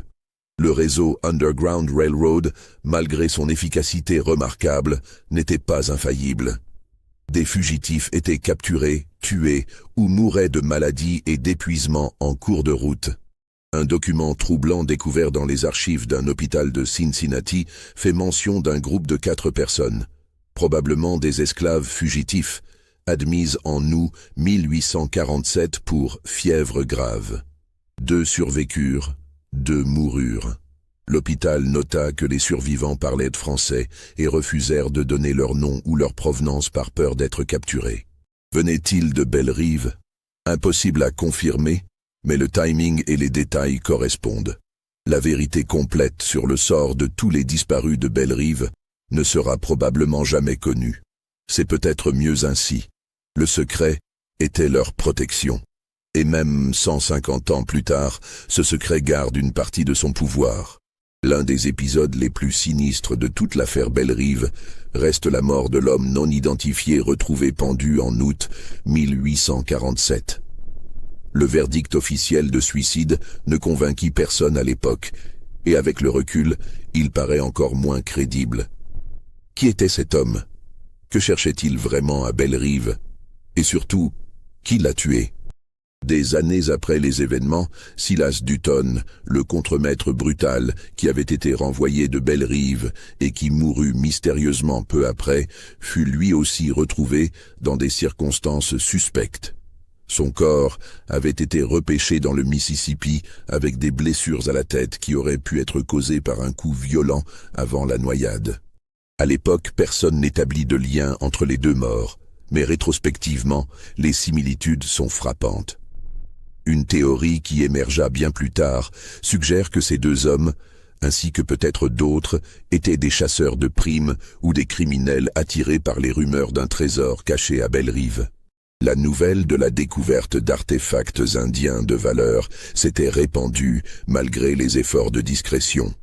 Des hommes sans scrupules auraient pu tenter de localiser ce trésor pour le voler. Mais s'ils cherchaient de l'or, ils auraient trouvé Samuel et son réseau. Et Samuel, malgré sa dignité et son calme apparent, n'était pas un homme à laisser quiconque compromettre son plan. Avait-il ordonné l'élimination de ces intrus dangereux? Avait-il des complices parmi les esclaves suffisamment loyaux et désespérés pour commettre un meurtre afin de protéger l'opération? C'est une possibilité troublante qui ne fut jamais explorée lors du procès. Samuel fut jugé pour avoir organisé des évasions illégales, pas pour meurtre. Mais les zones d'ombre demeurent. Un détail particulièrement glaçant émergea dans les années 1920, lorsqu'un historien amateur explorant les anciens terrains de Belle-Rive découvrit, dans une zone marécageuse au bord de la propriété, des ossements humains. L'analyse médico-légale, rudimentaire à l'époque, suggéra qu'il s'agissait des restes d'au moins 3 individus adultes, enterrés grossièrement et probablement décédés dans les années 1840. Étaient-ce d'autres chasseurs de trésors qui avaient eu le malheur de s'approcher trop près de Belle-Rive au mauvais moment? Ou s'agissait-il de fugitifs qui n'avaient pas survécu à leur tentative d'évasion et dont les corps avaient été cachés pour éviter les questions? Ou encore autre chose, quelque chose de plus sombre encore. Les ossements furent enterrés dans un cimetière local, sans identification. Personne ne réclama les corps. Le mystère de leur identité et de leur mort resta entier. Au-delà des faits établis du procès et des documents historiques, une question plus profonde et plus humaine subsiste. Quelle était vraiment la relation entre Adeline Valcourt et Samuel? Les témoignages du procès suggèrent un partenariat pragmatique, une alliance de convenance entre deux personnes unies par un objectif commun. Mais était-ce vraiment tout? Les lettres d'Adeline écrites en prison, dont quelques fragments subsistent dans les archives pénitentiaires de Louisiane, révèlent une femme profondément transformée par son expérience. Dans une lettre adressée à une ancienne connaissance qui avait osé maintenir le contact malgré le scandale, Adeline écrivit « Vous me demandez si je regrette ce que j'ai fait. La réponse est non, pas un instant. Pour la première fois de ma vie, j'ai compris ce que signifiait être pleinement humaine, pleinement vivante. Les mois passés à Belle-Rive, malgré leur horreur apparente, furent les plus riches de mon existence. J'ai découvert qu'il existait quelque chose de plus grand que les conventions sociales, quelque chose de plus important que l'honneur familial ou la réputation personnelle. J'ai découvert qu'un but commun peut unir des personnes que tout devrait séparer, et que dans cette union naît une forme de liberté que peu de gens connaissent jamais. Cette lettre ne mentionne pas Samuel directement, mais il est clair qu'elle parle de lui. Le respect et l'admiration transparaissent dans chaque ligne. Quant à Samuel, les écrits qui lui sont attribués, bien que leur authenticité soit débattue, révèlent une perspective similaire. Dans ce qui pourrait être son journal, retrouvé fragmentairement au Canada, on peut lire « Elle m'a vu comme un homme, pas comme un esclave. C'est un cadeau si rare, si précieux, qu'il vaut tous les trésors du monde. Nous avons construit quelque chose ensemble qui transcendait nos identités imposées. Elle n'était plus la fille rejetée. Je n'étais plus l'esclave rusé. Nous étions deux êtres humains, luttant pour la justice, chacun sacrifiant ce qu'il pouvait pour un idéal partagé. Y avait-il de l'amour entre eux? La question elle-même est peut-être trop simple pour capturer la complexité de leur relation. Dans un monde où un esclave noir et une femme blanche ne pouvaient légalement se marier, où toute intimité entre eux aurait été considérée comme criminelle et monstrueuse, définir leur lien en termes romantiques conventionnels serait réducteur. Ce qui est certain, c'est qu'ils ont partagé une connexion profonde, basée sur le respect mutuel, la confiance absolue et un engagement commun envers un objectif qui dépassait leurs intérêts personnels. Dans les circonstances extraordinaires de Bellerive, en 1847, cette connexion devint la force motrice d'une opération qui sauva des dizaines de vies. L'histoire de Bellerive fut largement oubliée pendant des décennies. Le procès avait créé un scandale majeur à l'époque, mais avec l'arrivée de la guerre de sécession en 1861, d'autres drames bien plus vastes occultèrent cette affaire locale.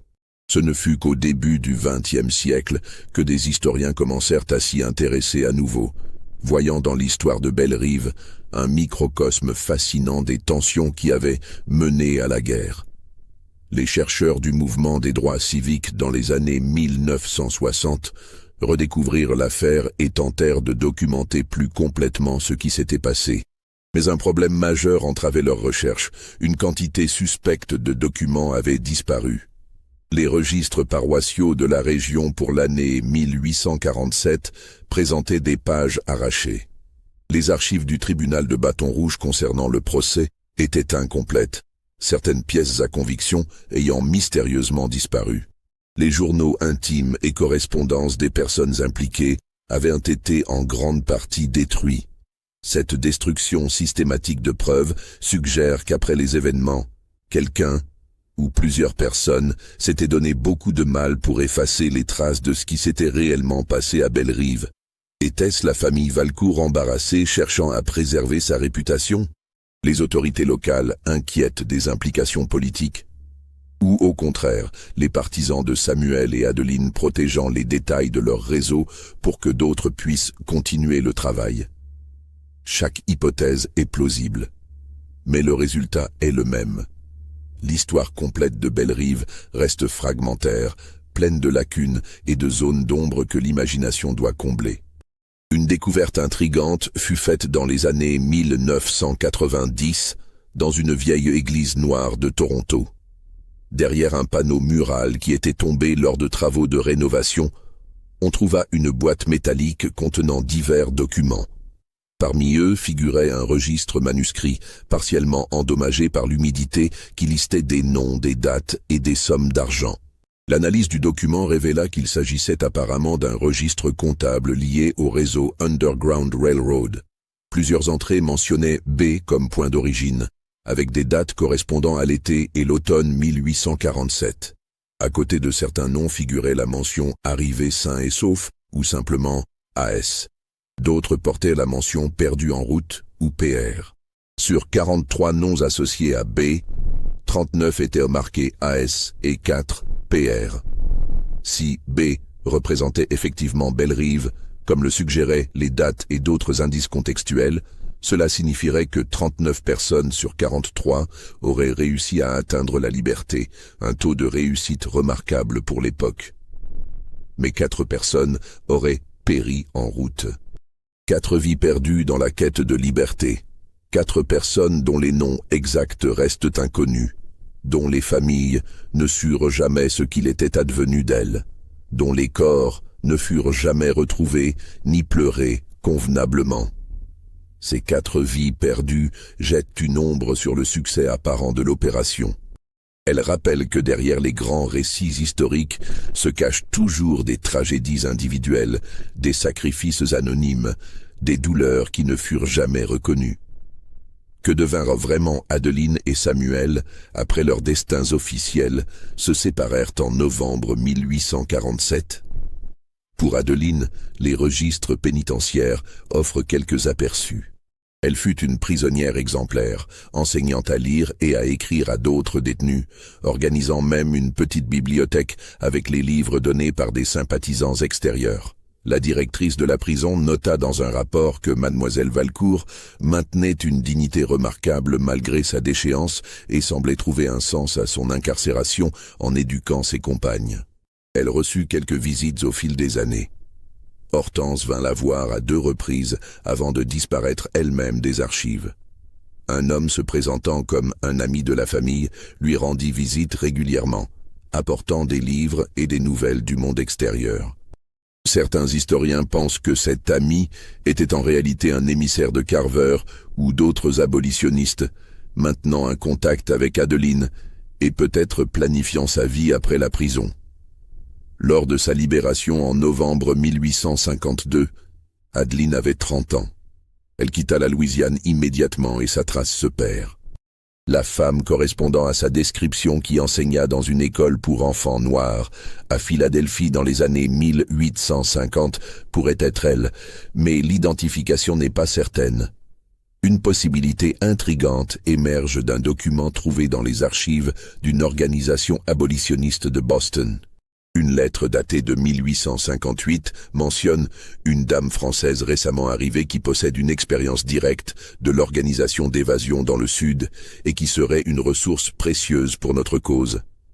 La lettre ne donne pas de nom complet, seulement des initiales. AV. Mais si c'était Adeline, cela signifierait qu'elle aurait continué son travail après sa libération, mettant son expérience au service de la cause abolitionniste dans le Nord. C'est une possibilité séduisante, mais qui reste dans le domaine de la spéculation. La dernière trace potentielle d'Adeline Valcourt date de 1865, peu après la fin de la guerre de sécession. Un avis de décès dans un journal de Boston mentionne le décès d'une certaine Madame Adeline Beaufort, anciennement de Louisiane, professeure retraitée et philanthrope. L'âge correspond, la provenance correspond, mais le nom de famille est différent. Un mariage, un pseudonyme, ou simplement une homonyme. Nous ne le saurons jamais avec certitude. Quant à Samuel, son histoire après son achat par Carver est encore plus énigmatique. Les 6 mois où il travailla officiellement pour l'antiquaire sont documentés. Mais après mai 1848, plus rien. La piste canadienne du Samuel Okonkwo est la plus solide. Des documents d'immigration canadiens mentionnent l'arrivée d'un homme noir libre de ce nom en juin 1848. Il s'établit d'abord à Windsor, juste de l'autre côté de la frontière avec Detroit, puis déménagea à Toronto, où il ouvrit une petite école pour les enfants de réfugiés. Ce Samuel Okonkwo devint une figure respectée de la communauté noire de Toronto. Il écrivit plusieurs articles pour des journaux abolitionnistes, donna des conférences sur l'importance de l'éducation et aida de nombreux nouveaux arrivants à s'établir au Canada. Il se maria en 1853 avec une femme prénommée Ruth, dont l'origine n'est pas claire mais qui était probablement elle aussi une ancienne esclave échappée. Les écrits de ce Samuel Okonkwo, bien que prudents et jamais explicitement autobiographiques, contiennent des références qui suggèrent une connaissance intime de la Louisiane, du système des plantations et des méthodes d'évasion organisées. Dans un article publié en 1856, il écrivit « La liberté ne s'obtient pas par un seul acte héroïque, mais par la patience, la planification et le sacrifice partagé. J'ai connu des gens qui ont risqué tout ce qu'ils possédaient, tout ce qu'ils étaient, pour permettre à d'autres de respirer l'air de la liberté. Certains étaient noirs, certains étaient blancs, certains étaient esclaves, certains étaient libres. Mais tous comprenaient qu'aucun de nous n'est vraiment libre tant que d'autres restent enchaînés. » Ces mots résonnent étrangement avec ce que nous savons de l'histoire de Bellerive. Était-ce une référence voilée à Adeline et à leur partenariat? Nous ne pouvons que spéculer. Samuel Okonkwo mourut à Toronto en janvier 1868 à l'âge de 56 ans, de pneumonie. Son enterrement attira plus de 200 personnes, témoignage de l'impact qu'il avait eu sur sa communauté adoptive. Son épouse Ruth survécut quelques années avant de mourir à son tour en 1873. Ils laissèrent derrière eux 3 enfants qui grandirent libres au Canada, sans jamais connaître les chaînes de l'esclavage. Si ce Samuel était bien le Samuel de Bellerive, alors c'était peut-être la plus grande victoire de toutes. Non seulement il avait libéré des dizaines de personnes, non seulement il avait survécu et trouvé sa propre liberté, mais il avait aussi fondé une famille qui porterait son héritage dans l'avenir. Après toutes ces recherches, après tous ces documents fragmentaires et ces pistes incertaines, une question fondamentale subsiste. L'histoire de Bellerive est-elle vraiment arrivée? Les faits de base sont indéniables. Il y eut bien un procès à Bâton Rouge en octobre 1847 impliquant une jeune femme blanche nommée Adeline Valcourt et un esclave nommé Samuel. Ils furent bien reconnus coupables de violation des lois sur l'esclavage. Des esclaves disparurent bien d'une plantation de Louisiane cette année-là. Ces faits sont dans les archives judiciaires, aussi fragmentaires soient-elles. Mais tout le reste, tous les détails qui font de cette histoire quelque chose de fascinant plutôt qu'une simple note de bas de page historique, reposent sur des témoignages contradictoires, des documents incomplets, des suppositions et des reconstitutions. Le trésor indien existait-il vraiment? Ou était-ce une couverture pour des fonds venus d'ailleurs? Les tunnels découverts en 1892 étaient-ils vraiment liés à l'opération? Ou simple coïncidence? Le prêtre mystérieux qui célébra la cérémonie clandestine existait-il? Ou était-ce une invention du procès? Et surtout, quelle était vraiment la nature de la relation entre Adeline et Samuel? Étaient-ils simplement des alliés pragmatiques, des amis profonds? Quelque chose de plus? Les témoignages du procès, tous produits dans un contexte où aucun des deux ne voulait révéler toute la vérité, ne peuvent être pris au pied de la lettre. La destruction systématique de documents après les événements suggère que quelqu'un voulait que certains aspects de cette histoire restent cachés. Mais quels aspects? Et pourquoi? Peut-être que la vérité complète de Bellerive n'était connue que de deux personnes, Adeline Valcourt et Samuel. Et ils l'ont emportée avec eux dans leurs tombes respectives, quelque part dans le nord, loin de la Louisiane, où tout avait commencé. Ce qui nous reste, c'est une histoire fragmentée, troublante, qui pose plus de questions qu'elle n'apporte de réponses. Une histoire qui nous force à réfléchir sur le courage, le sacrifice, les limites de la moralité conventionnelle et le prix de la liberté. Une histoire qui, malgré tous ses mystères et ses zones d'ombre, contient une vérité essentielle. Dans un système d'oppression absolue, la résistance prend parfois des formes imprévisibles et bouleversantes. Et parfois, les personnes les plus improbables trouvent en elles la force de défier ce système, quel qu'en soit le coût personnel. Cette histoire vous a-t-elle troublé? Pensez-vous que tout cela s'est réellement passé? Ou y a-t-il des éléments qui vous semblent trop extraordinaires pour être vrais? Partagez vos réflexions en commentaire, abonnez-vous à la chaîne pour plus d'histoires fascinantes du passé. Et partagez cette vidéo avec ceux qui aiment les mystères historiques qui défient nos certitudes. Car au fond, la question n'est peut-être pas de savoir si chaque détail de l'histoire de Bellerive est exact. La question est de savoir ce que cette histoire, vraie dans ses grandes lignes, sinon dans chaque détail, nous révèle sur la capacité humaine, à la fois pour l'oppression la plus cruelle et pour la résistance la plus héroïque. Et cette vérité-là, elle, est indéniable. Je sais exactement ce que j'ai fait. Chaque document que j'ai signé, chaque personne,